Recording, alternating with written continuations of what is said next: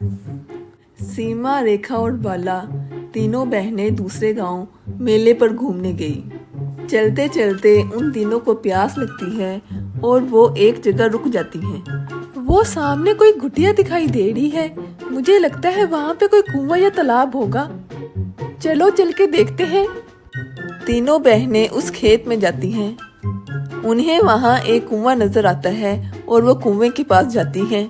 जैसे ही वो पानी निकाल कर पीने लगती हैं, तो उन्हें कोई आवाजें सुनाई देती हैं। आह आह आह, मुझे थोड़ा सा पानी पिला दो। मैं कुएं से पानी नहीं खींच सकती क्योंकि मैं गर्भवती हूँ। मेरे पति भोजन की तलाश में गए हैं। उन्हें आने में देर हो गई है। वरना नहीं तो वो कुएं से पानी निकाल कर भर देते। अरे, जब शरीर संभाला नहीं जाता तो गर्भवती क्यों होती हो? देखो तो कितना बड़ा पेड़ लटकाए बैठी हो। वही तो, जब खुद से कोई काम नहीं किया जाता तो गर्भवती होने की क्या जरूरत है? रेखा दी, बाला दी, इतना बड़ा पेट रख के भला कौन रह सकता है? मैं तो कभी गर्भवती ना हूँ। मुझसे तो ऐसा पेट और शरीर लेकर रहा ही नहीं जाएगा। चलो ना दीदी, इस औरत पे क्या ध्यान देना।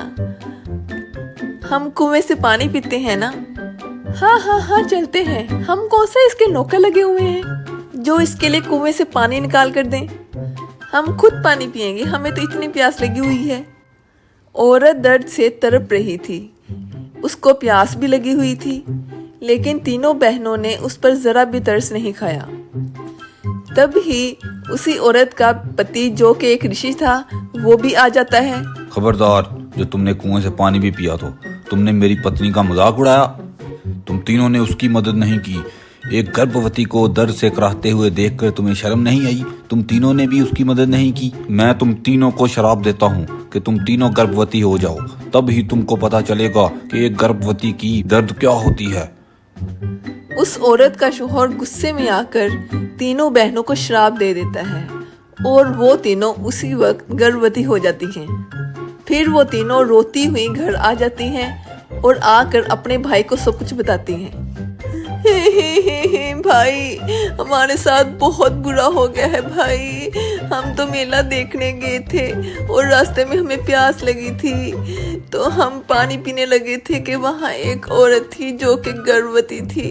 उसको भी प्यास लगी हुई थी और वो हमसे पानी मांग रही थी भाई, लेकिन हमने उसकी मदद नहीं की। तो ऐसा करने पर उसका शौहर आ गया और उसने हमें श्राप दे दिया कि हम भी गर्भवती हो जाए भाई, इसलिए हम तीनों उसी वक्त गर्भवती हो गई।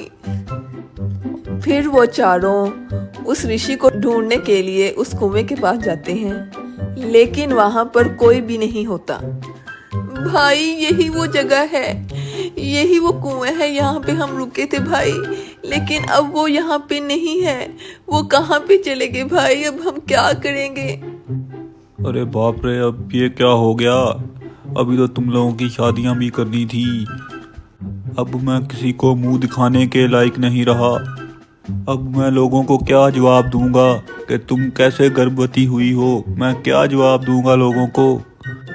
कौन यकीन करेगा मेरी बात पे? चलो यहाँ से घर चलते हैं और फिर इसका कोई हल ढूंढते हैं। फिर वो चारों घर चले जाते हैं। उनको गर्भवती देखकर गांव वाले उन पर तरह तरह की बातें करना शुरू हो जाते हैं। गांव में हर तरफ उनकी बदनामी हो रही थी। इतने में एक आदमी गांव के सरपंच के पास जाता है। सरपंच साहब, मैं आज आपको एक बात बताने आया हूँ। ये मसला तो बहुत बड़ा है, लेकिन आप ही इसका हल निकाल सकते हैं। वो जो हमारे मोहल्ले में राहुल है ना, उसकी तीनों बहनें गर्भवती हो गई हैं बिना शादी किए, जिसकी वजह से मोहल्ले में बहुत कहराम मचा हुआ है। हमारी भी बहनें और बेटियां हैं, उन पर बहुत बुरा असर पड़ रहा है। आप ही हमें कोई हल बताइए। अरे, ये तुम क्या कह रहे हो? अगर तो तुम्हारी बात वाकई सच है तो मैं फिर उनके लिए एक शर्त मुकर्रर करूंगा। अगर तो वो उस शर्त को मान लेंगे तो फिर वो इस गांव में रहेंगे। तुम जाकर राहुल को मेरा पैगाम दे दो। उसके बाद वो सरपंच का पैगाम लेकर राहुल के घर जाता है। अरे राहुल भैया, आपको सरपंच की तरफ से पैगाम मिला है कि कल सुबह पंचायत बैठेगी और आपकी तीनों बहनों का फैसला होगा। उसके बाद ही आप इस गांव में रह सकेंगे। दूसरी तरफ जब उसकी बहनों को पता चलता है कि कल को उनका फैसला किया जाएगा तो वो बहुत परेशान हो जाती हैं। मुझे तो बहुत डर लग रहा है, पता नहीं अब कल क्या फैसला किया जाएगा।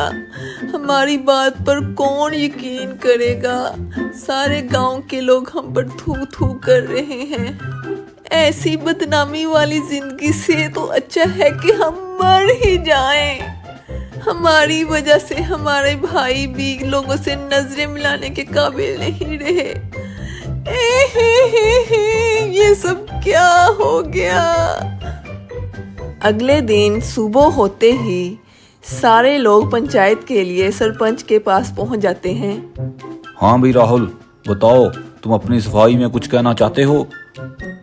सरपंच साहब, मैं तो सिर्फ इतना कहना चाहता हूँ कि मेरी बहनें बेकसूर हैं। हम तुम्हारी बात पर कैसे यकीन कर लें? ना तुम्हारे पास कोई सबूत है, तुम तो मन गढ़ंत कहानियां सुना रहे हो। गांव वालों का ये मुतालबा है कि इन तीनों को फांसी दी जाए, तो इसलिए मैं फांसी का हुक्म देता हूँ। फिर फौरी तौर पर फांसी का इंतजाम किया जाता है और पहले 2 बहनों को फांसी देने का हुक्म दिया जाता है। मेरी प्यारी बहनों, मुझे माफ कर देना, मैं आप लोगों के लिए कुछ नहीं कर सका। इतनी ही देर में वो ऋषि जिसने उसे शराब दिया होता था, उसकी नजर उन बहनों पर पड़ती है और वो वहाँ पे आ जाता है। रुक जाओ, ये तुम क्या करने लगे हो? ये बहुत बड़ा बाप है। ये तीनों बेकसूर हैं। इन तीनों को मैंने ही शराब दिया था। मैं अपना शराब वापस लेता हूँ। शराब वापस लेते ही वो तीनों बहनें अपनी पहली वाली हालत पर वापस आ जाती हैं। आपका बहुत बहुत धन्यवाद, आपने हमारी मदद की। हम दोबारा कभी भी ऐसी गलती नहीं करेंगे। ये कहकर वो तीनों बहनें और भाई अपने घर वापस चले जाते हैं। वीडियो अच्छी लगी हो तो लाइक करें, सब्सक्राइब करें और बेल के बटन को दबा दें।